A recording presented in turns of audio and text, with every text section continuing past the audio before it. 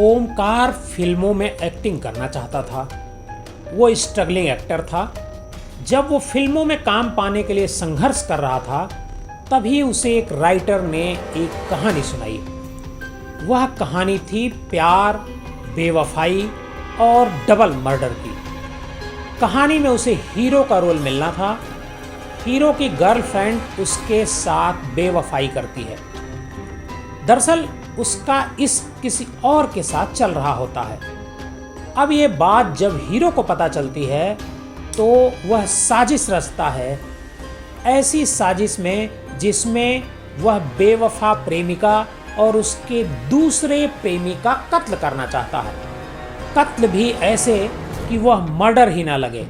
जब यह कहानी उसने सुनी तो उसे ही कुछ शक अपनी पत्नी से हुआ। वो शक सच साबित होने जा रहा था, इसकी उसे भनक तक नहीं थी। फिर उसे राइटर की फिल्मी कहानी अपनी निजी लाइफ में पूरी तरह से सच लगने लगती है। वो गुस्से में पत्नी की बेवफाई को बर्दाश्त नहीं कर पाता है। सोचता है कि अगर बातचीत से मसले का हल निकला नहीं तो रियल जिंदगी में विलेन बन जाएगा। लेकिन जब वो घर से निकलता है तो उसकी लाश मिलती है, जिसकी पहचान कर पाना भी मुश्किल था।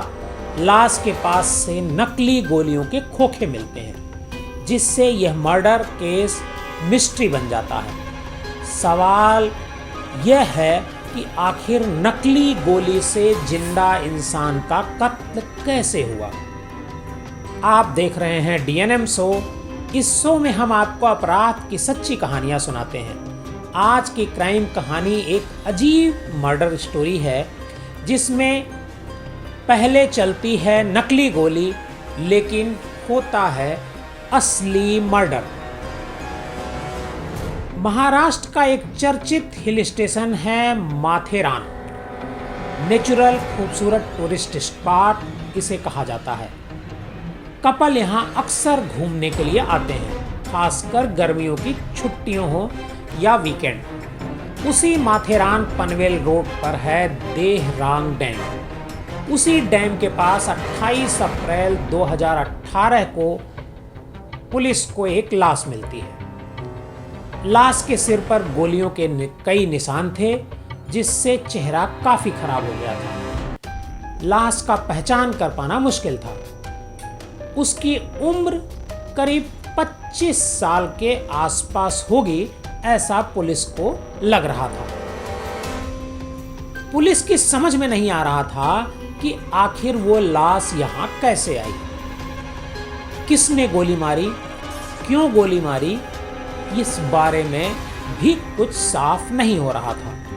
मौके से पुलिस को गोलियों के 2 खोखे मिले, लेकिन ये खोखे नकली कारतूस के थे, यानी नकली गोली चली थी।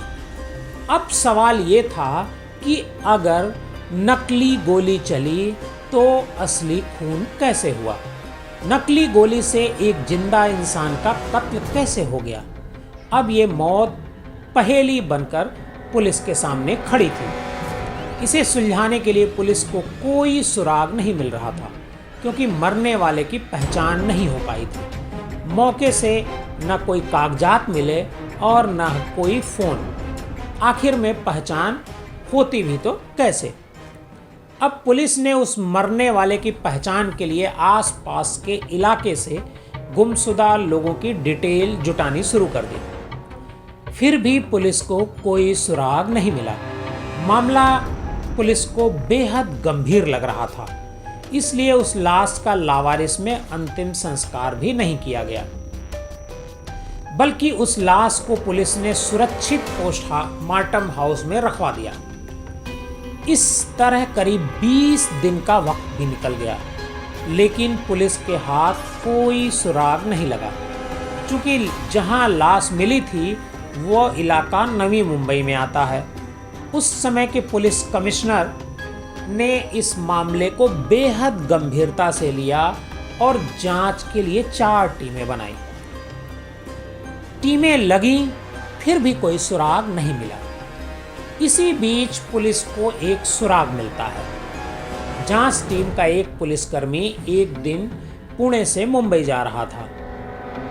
उस समय उसकी नज़र एक पुलिस स्टेशन के बाहर लगे एक पोस्टर पर गई। उस पोस्टर पर छवि तस्वीर और पनवेल माथेरान रोड पर मिली लाश में उसे कुछ समानता नजर आई।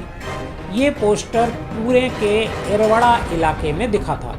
उस पुलिस वाले ने पोस्टर की फोटो खींची और फिर पोस्टमार्टम हाउस पहुंचा। फिर से उस लाश और पोस्टर को देखा। करीब करीब दोनों के चेहरे एक जैसे थे। इसे देखकर उस पुलिसकर्मी ने पोस्टर में दिए नंबर पर फोन किया। कॉल एक शख्स ने उठाया। उनका नाम था अनिकेत आरड़े। उनसे पूछा गया कि लापता होने वाला शख्स उनका कौन है। अनिकेत ने बताया कि वो मेरा भाई है। उसका नाम ओंकार कुंदन आरड़े है, जिसकी उम्र करीब 21 साल है। वह शादीशुदा है और 27 अप्रैल से लापता है। यह सुनकर चौकी और पुलिस ने सोचा कि आखिर उसकी पत्नी सुधा इस केस को लेकर चुप क्यों है। पुलिस ने फिर से जांच शुरू की तो पता चला कि उसने यरवदा पुलिस स्टेशन में ओंकार के लापता होने की सूचना दी थी। उसने बताया था कि वह पत्नी के साथ दोनों नवी मुंबई जा रहे थे, लेकिन रास्ते से पत्नी लौट आई। इसके बाद ओंकार कहीं चला गया था, लेकिन फिर नहीं लौटा। ओंकार एक ऑनलाइन डिलीवरी कंपनी में काम करता था। इसके साथ ही स्ट्रगलिंग एक्टर भी था। सीरियल और फिल्मों में काम के लिए ट्राई करता रहता था। कुछ छोटे मोटे रोल भी कर चुका था, लेकिन उसे किसी नामी सीरियल या फिल्म में मौका मिलने का इंतजार था। इसके लिए वह कई फिल्म प्रोड्यूसर और डायरेक्टर से मिलता रहता था। पुलिस को उसकी पत्नी सुधा पर शक हुआ। इस एंगल से जांच की तो पता चला कि दोनों के बीच काफ़ी लंबे समय से लड़ाई चल रही थी। 27 अप्रैल 2018 को दोनों नवी मुंबई जाने के लिए घर से निकले थे। इसके बाद फोन की लोकेशन से पता चला कि ओंकार और उसकी पत्नी सुधा दोनों पुणे से अलग हो गए थे। सुधा उससे अलग हो गई, वो पुणे से लौट आई, लेकिन इसके आगे क्या हुआ?